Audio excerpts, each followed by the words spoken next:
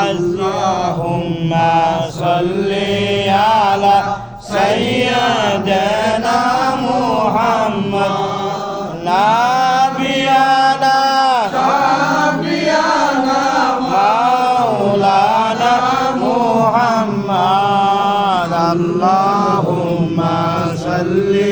على سيدنا محمد نبينا شفيعنا مولانا محمد الصلاة والسلام عليك يا رسول الصلاة والسلام عليك يا حبيب الله الصلاة والسلام عليك يا شافع المذنبين الصلاة والسلام عليك يا رحمة للعالمين हल्के जिक्र एक्शन रहमत पैदा हुआ हल्के जिक्र एक्शन इंसानी को दिल है नूरानी बनाया अल्लाह को रहमत पैदा हुआ जिसे इंसान के साबित हुआ इंसान के सत्तिकते खुदा दरामत में हुआ है যে ইনসান জিকিরের সময় তার দিল অন্যদিকে থাকে মুখে জিকির করে হর যুগে জাহান্নাম হয় সে যত বড় পীরের বুজুর্গানে দ্বীনের মুরিদই হোক না কেন তারপর সে নবীজির শাফায়াত পাবে না পীরের সুপারিশ পাবে না জিকির করার পূর্বে নিয়ত করতে হয় আজকে এখানে আমি জিকিরের জন্য বিশেষ কিছু বলি নাই নতুন কিছু কথা বলার জন্য আমার বাবা আল ফকিরুল হাকির মুর্শিদে রওশন জামিল হযরত মাওলানা আব্দুল মজিদ রহমাতুল্লাহ আলাইহি বালিয়াতে হাজির পীর অষ্টগ্রামী রহমাতুল্লাহ আলাইহির 70 বছর পায়রবি করেছেন 70 বছর পায়রবি করেছেন ওনার দ্বিতীয় সন্তান আমি আমার নাম আব্দুল বাসেত আমার বড়জনের নাম মোহাম্মদ মুতালিব আমার বর্তমান 62 বছর বয়স জন্মের পর থেকে আজকে আমার বয়সটা 62 এই 62 বছর বয়সের ভিতরে 18 বছর হাজির পীরকে আমি পেয়েছি 18 বছর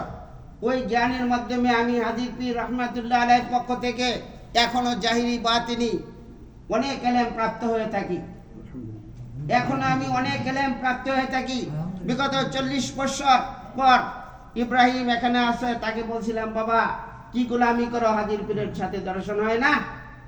40 দিনের একটা কর্ম দিয়েছিলাম হাজির পীরের সাথে 3 বার সাক্ষাৎ লাভ করেছে কি ইব্রাহিম মাথা ঝুঁকায় না বেটা যেটা সাক্ষাৎ লাভ করেছে তো বাবারা তরিকতের এমন কর্ম আছে ওনার মহব্বতে থাকলে ওনার আত্মার দর্শনে থাকলে অবশ্যই উনি সাক্ষাৎ করবেন আপনি যেই হোক না কেন যে কোনো অলির সাথে আপনি 10 মিনিট অলির ইস্তেখা করলে 1 ঘন্টা যদি ইস্তেখায় থাকেন আপনি গাউসে পাকেরও সাক্ষাৎ লাভ করবেন কি বাবাজি সঠিক তো বাবারা আমরা সবাই কিন্তু বয়স হইতেছে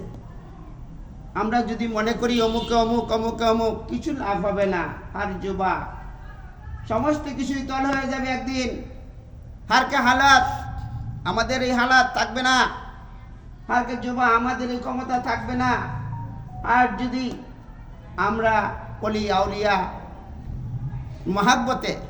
অলি আউলিয়ার সাহাব্বতে আসতে পারি তাহলে হয়তো অলি আউলিয়ারা যদি রাজি খুশি হন আমাদের জন্য নবীর কাছে সুপারিশ করবেন অলি আউলিয়ার সুপারিশ ব্যতীত নবী মুহাম্মদ কারো সুপারিশ করবেন না এটার দলিল আছে মাওলানা জালালউদ্দিন রুমি লিখে গেছেন মুসনাবি শরীফে তো বাবারা আমার কথা হলো আমরা আজকে আসছি আমরা প্রতি মাসে একবার মাসের শেষ তারিখ বৃহস্পতিবার অন্যান্য সময় আজকে সাধারণভাবে কিছু বলতেছি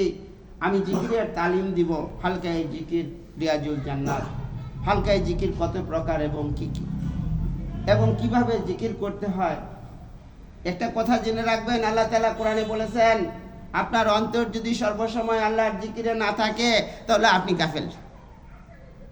আল্লাহ বলতেছেন আমি না আপনি কাফের কি মাওলানা সাহেব জি কি মাওলানা সাহেব গাফেল তো বাবারা যে কর্মই করি না কেন আমার একটা অনুরোধ থাকবে আল্লাহকে স্মরণ রাখবেন পীর মুর্শিদের মহব্বত রাখবেন অন্তরে পীর মুর্শিদের চেহারা সুরতকে সামনের দিকে বাসাইবেন পীর মুর্শিদের 3টি হাকিকাত দর্শন করবেন 3টি হাকিকাত দর্শন করতে পারলে নিশ্চিত আপনি জান্নাত তো যাই হোক আজকে আমরা সামান্য কিছু পুরোপুরি তরিকতের নিয়ম অনুযায়ী আমরা পুরোপুরি জিকির করতে পারি নাই সামান্য কিছু জিকির করেছি ইনশাল্লাহ আগামী দিন আমরা আরো ভালো করে বেশিরভাগ একটু জিকির করার চেষ্টা করব আমরা আল্লাহ তাআলা বলছেন জিকরুল্লাহি আকবার ইহা সর্বশ্রেষ্ঠ কর্ম এটা কোরআনের কথা মাওলানা সাহেব জিকির সম্পর্কে 2 মিনিট একটু কথা বলুন একটু দূরে শরীফ বলেন সালাতুন ইয়া রাসূলুল্লাহ আলাইহি